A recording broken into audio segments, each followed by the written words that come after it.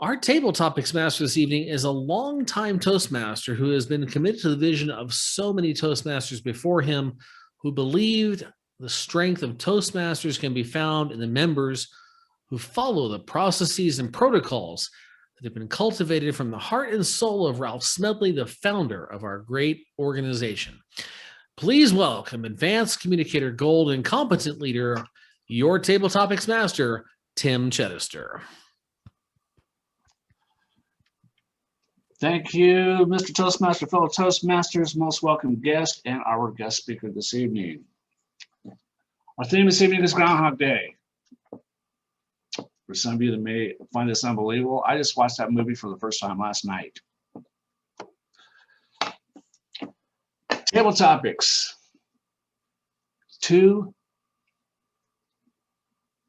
1 to 2 minutes to answer a question that is asked you in the moment.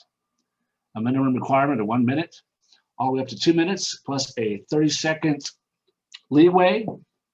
And at 1 minute, you meet your minimum requirement with a green card, and our time will pull up a green card. And then at the medium time will be a yellow card.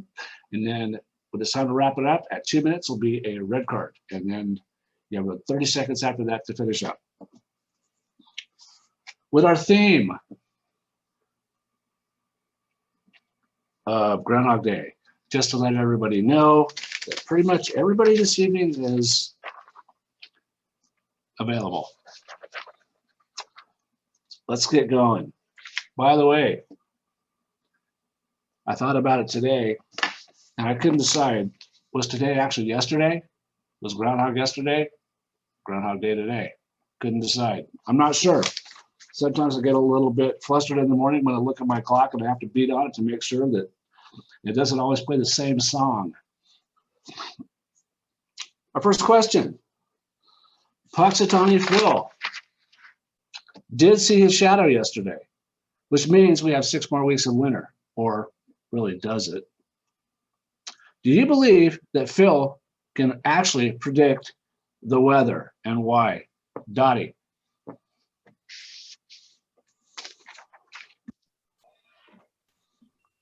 No. I think that's built on a very false premise about what some little rodent does on a particular day and during a particular month. I'm not even sure I really, listen to or believe in scientifically based predictions like on weather or whatever else is going on. I don't really live in a world of predictions. I think I live in the real world, which is at my age is face up to it every day, baby. And, do what you can do and take care of the business you have. You have lots of students, you have lots of things going on. Try to prepare for your Toastmasters meeting, get ready for whatever else you're doing this week. And so I'm not a big believer in predictions of much of anything. I guess we could predict that if you live long enough, you'll feel old. I can tell you that one's true. But other than that, no, I'm not a big believer in predictions. I'm not very superstitious. I don't worry about Friday the 13th or stepping on whatever is supposed to make you be prone to an accident. But thanks for the question. Okay, great, Dottie. Thank you. Next question. Deja vu. When you feel like you've had an experience or seen something that may have happened before, can you share a time when you felt you were experiencing deja vu? Venkata.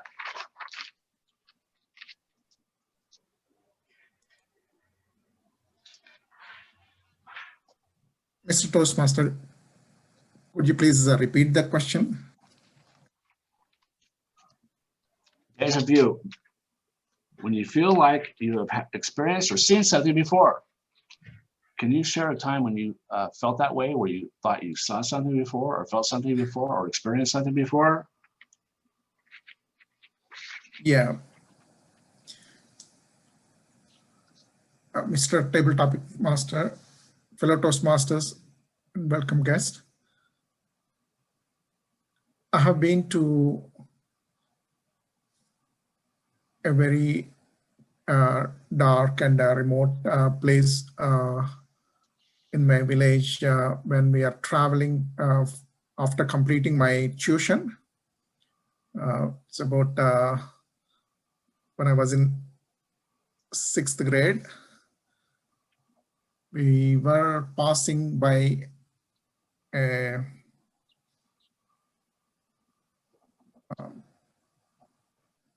place where people get cremated, and we have so many stories about ghosts, and we were small, and when we are walking by that place, one of my colleague slowed down and made sounds to make us afraid. And that was my deja vu moment. I was scared to death, and I was just running until I reached my house. Thank you, Mr. Table Topic Master. Thank you, Venkata. Next question. In the movie Groundhog Day, Bill Murray's character wakes up every morning realizing that today is yesterday and is replaying every day.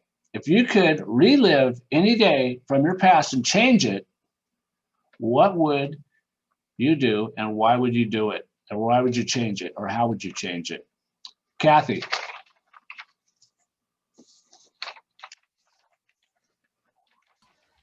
Oh my gosh, unmute myself. Nice, good option. I live my life with the belief and with the really a theme for my life is to never have any regrets and to never look back and wish I could undo something.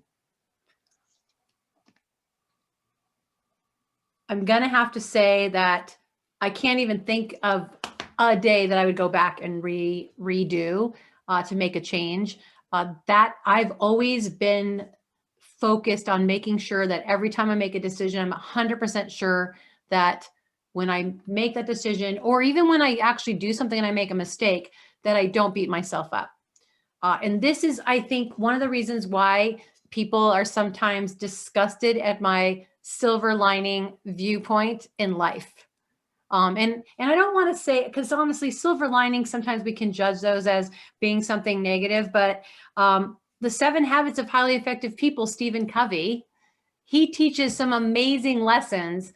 And I have to say that the lesson number 1 in the first habit is to choose your response to what happens to you in life.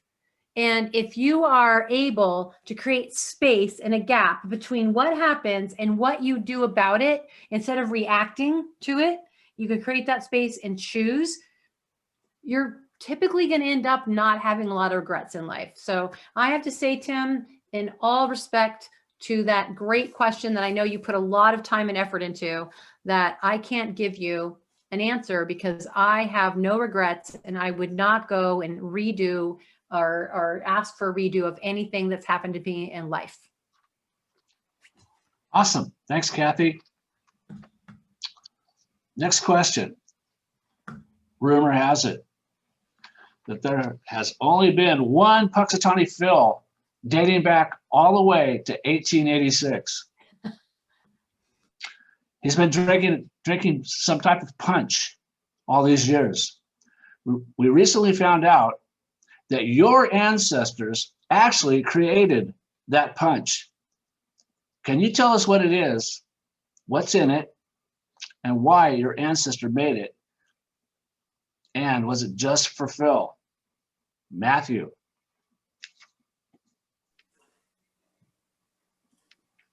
Well, I would say the first thing is a fruit punch. I don't even know which question is, but I'm going to go with it. I think it was good. I used to have it all the time as a kid. Did you guys get remember the cans? They were like a liter or something like that, and you had to use the bottle opener to poke the hole in both sides of it so you can kind of pour it out. That's what I remember drinking as a kid, is fruit punch.